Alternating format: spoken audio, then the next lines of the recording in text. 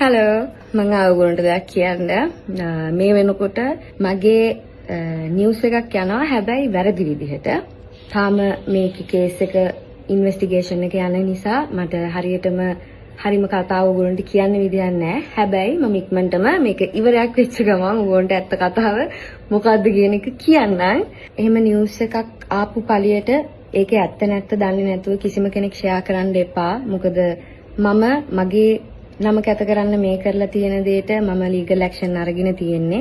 මේ මාලය මම කාගෙන්වත් ඉල්ලගත් එකක්වත් කාගෙන්වත් හොරකම් කරපු එකක්වත් මම ආසාවට දාන් ඉන්න කියලා ඉල්ලගත් එකක්වත් නෙවෙයි.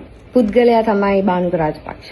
බානුක රාජපක්ෂ යාගේ අත් දෙකෙන්ම මගේ බෙල්ලට දාපු මාලයක්. මං ගැන කන්සර්න් වෙලා මට කෝල් කරපු අයට මට මැසේජ් කරපු අයට ගොඩාක් ස්තුතියි ඔයගොල්ලෝ හැමෝටම. සහ මේ නිවුස් එක ෂෙයා කරන්න කලින් මට කතා කරලා මේක ඇත්තද කියලා අහපු කට්ටියට ගොඩාක් පිං ගොඩාක් ස්තුතියි.